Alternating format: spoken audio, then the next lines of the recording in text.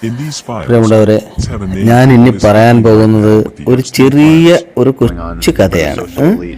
നമ്മുടെ നാട്ടിൽ എന്തും ജീവിക്കണമെങ്കിൽ എന്തുമാത്രം ഭയപ്പെട്ട് ജീവിക്കണം എന്നും സാമൂഹിക സാമ്പത്തിക അന്തരങ്ങളിൽ പെടുന്നവരെ ഏതെല്ലാം രീതിയിൽ കുരുക്കിലാക്കി ജീവിക്കണമെന്നും PhD എടുത്തുകൊണ്ടിരിക്കുന്ന ചില ആൾക്കാരെ മനുഷ്യന്റെ മനസ്സിനെ ഭയപ്പെടുത്തുക, അവിടെ ഭീഷണിയും വെറുപ്പും വിതറുക, അങ്ങനെ അവരെ ചൂഷണം ചെയ്യുക എന്ന് വിചാരിച്ച് ഇറങ്ങിത്തിരിച്ചിരിക്കുന്ന കുറച്ച് ആൾക്കാരുടെ കഥ, അല്ലെങ്കിൽ കുറച്ച് മീഡിയ ഫ്രോഡുകളുടെ കഥയാണ് ഞാൻ ഇതിൽ പറയുന്നത്.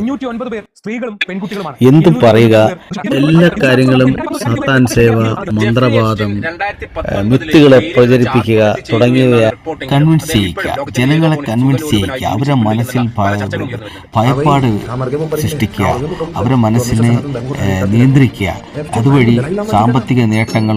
യഥാർത്ഥത്തിൽ കഴിഞ്ഞ പ്രാവശ്യം അമേരിക്കൻ പ്രസിഡന്റായി ഡൊണാൾഡ് ട്രംപ് തെരഞ്ഞെടുക്കുന്നതിന് മുമ്പ് തന്നെ അമേരിക്കക്കാർക്കും ഈ ലോകം ഒട്ടുക്കും പല ആൾക്കാർക്കും, ഇന്ത്യക്കാർക്ക് അറിയുമെന്നൊന്നും അറിയില്ല, പക്ഷെ എല്ലാവർക്കും ഈ എപ്സ്റ്റീൻ ഫയൽസിനെ കുറിച്ച് അറിയാമായിരുന്നു.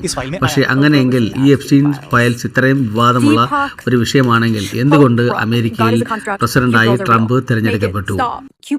ഈ 140 കോടി ജനങ്ങളുള്ള ഇന്ത്യ രാജ്യത്ത് മാത്രമാണ് ഇത് നടപ്പിലാകുക. ഇത് ശരിക്കും ഇന്ത്യ രാജ്യത്ത് എന്ന് പറയുമ്പോൾ കേരളത്തിലാണ്, മലയാളികളാണ് ഇതിന്റെ പിന്നിലെ മെയിൻ മാസ്റ്റർ മൈൻഡ് എന്ന് പറയുന്നത്.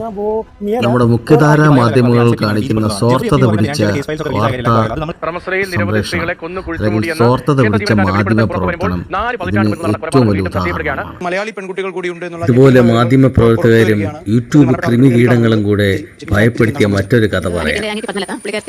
ഒരു കള്ളത്തെ പറഞ്ഞു ആവർത്തിച്ച് പറഞ്ഞു അതിന് ഭീകര രംഗങ്ങൾ കുറിച്ച് അതിനെ യാഥാർത്ഥ്യമാക്കി മാറ്റി. നല്ല വാർത്തകൾ ഉണ്ടായിക്കൊള്ളട്ടെ, നല്ല മാധ്യമ പ്രവർത്തകർ ഉണ്ടായിക്കൊള്ളട്ടെ, നല്ല യൂട്യൂബ് ക്രിയേറ്റേഴ്സ് ഉണ്ടാക്കട്ടെ, പക്ഷെ ഇതുപോലുള്ള ഈ ഒരു ഇല്ലാത്ത കാര്യങ്ങൾ ഉണ്ടാക്കി വൻ വഴിത്തിരിവ്. മകളില്ലെന്ന് സമ്മതിച്ച് പരാതിക്കാരി സുജാത ഭട്ട്.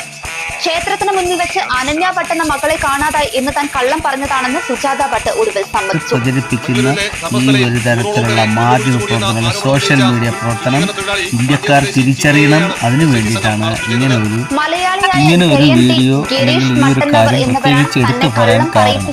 എന്നും സുജാത പറഞ്ഞു. ഇനി ഇതെല്ലാം തുടങ്ങി വെച്ച ആ മഹാനുഭാവനെ നമുക്ക് കാണാം. ഇവനെ എന്താണ് പറയേണ്ടതെന്ന് എനിക്ക് അറിഞ്ഞൂടാ.